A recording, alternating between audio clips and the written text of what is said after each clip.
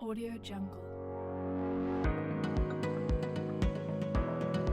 Halo semuanya, di sini saya akan menjelaskan dan mendefinisikan konsep dasar creative writing. Pengertian creative writing. Creative writing atau penulisan kreatif adalah bentuk kegiatan menulis yang menekankan pada ekspresi imajinasi, perasaan, dan gagasan secara bebas, artistik, dan orisinal. Tujuannya bukan sekadar menyampaikan informasi, tetapi menggugah emosi, menciptakan makna, dan menghibur pembaca. Definisi menurut para ahli. Beberapa definisi menurut ahli. Laurie Gerkersner dan Stephen R. Mandel, 2009. Penulisan kreatif adalah tulisan yang mengekspresikan pikiran dan perasaan penulis secara imajinatif unik dan seringkali puitis. Terry Eagleton, 1983. Penulisan kreatif adalah bentuk seni yang menggunakan bahasa sebagai medium utama untuk menciptakan pengalaman estetis dan emosional. Tujuan creative writing, ekspresi diri, mengungkapkan ide, emosi, dan pengalaman pribadi. Komunikasi estetis, menyampaikan pesan melalui bahasa yang indah dan bermakna. Hiburan, entertainment, menarik, dan menghibur pembaca. Eksperimen bahasa, mengembangkan gaya penulisan, metafora, dan struktur naratif yang baru. Peningkatan imajinasi dan empati, membantu penulis dan pembaca memahami dunia dari sudut pandang yang berbeda. Ciri-ciri creative writing, imajinatif, menekankan daya hayal dan cipta untuk menciptakan suasana atau tokoh. Subjektif, berdasarkan pandangan dan perasaan pribadi penulis. Emosional, membangkitkan perasaan dan pengalaman batin. Artistik, menggunakan bahasa yang indah, puitis, atau simbolis. Original, mengutamakan keaslian ide dan cara penyajian. Peningkatan imajinasi dan empati, membantu penulis dan pembaca memahami dunia dari sudut pandang yang berbeda. Jenis-jenis creative writing. Cerita pendek, kisah fiksi singkat yang berfokus pada satu peristiwa atau tokoh utama, dengan konflik dan penyelesaian yang jelas. Puisi tulisan yang menonjolkan keindahan bahasa melalui ritme rima dan makna simbolik untuk mengekspresikan emosi dan gagasan. Novel karya fiksi panjang dengan alur dan karakter yang kompleks, sering mengangkat tema-tema besar dan mendalam.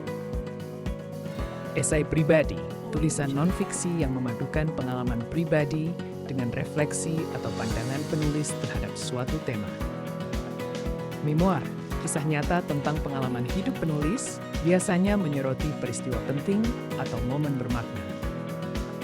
Drama karya berbentuk dialog yang ditulis untuk dipentaskan, menggambarkan konflik dan emosi antar tokoh dalam beberapa babak.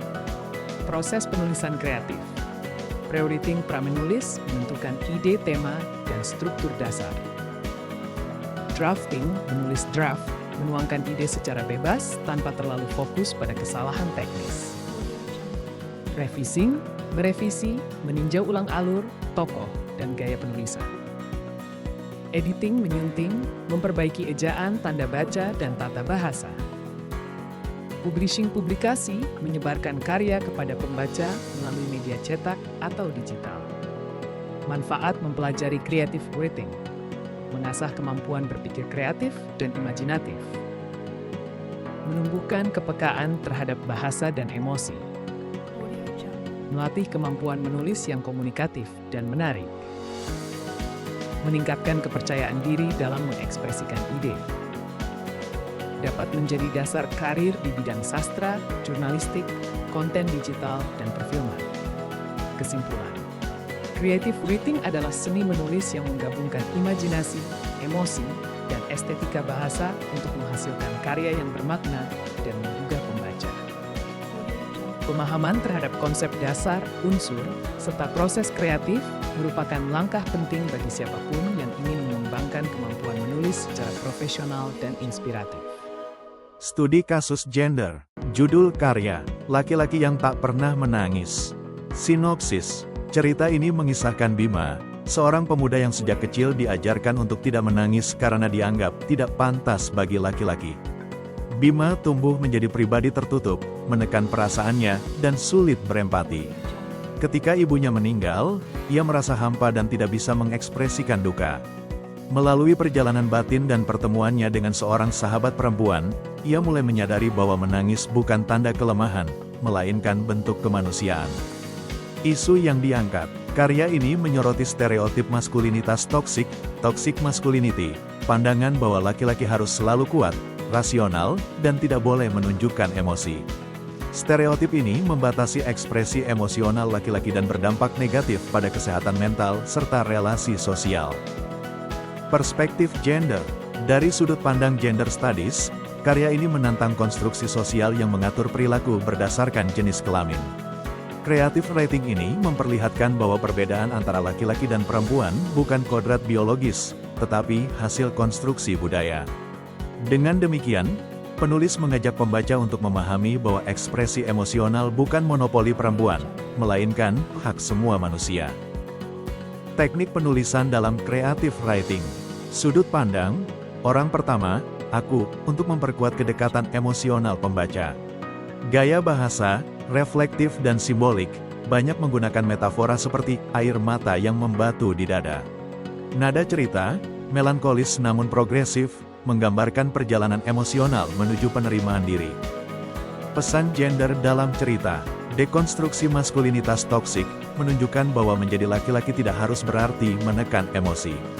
Kesetaraan emosional, menegaskan bahwa laki-laki dan perempuan sama-sama memiliki hak untuk merasa dan mengekspresikan emosi. Pentingnya empati dan kesehatan mental, norma gender yang kaku dapat berdampak buruk bagi psikologis seseorang. Kesimpulan analisis melalui kisah personal dan simbolis, penulis mengajak pembaca untuk memaknai kembali arti, kejantanan, dan mendorong perubahan cara pandang terhadap emosi laki-laki.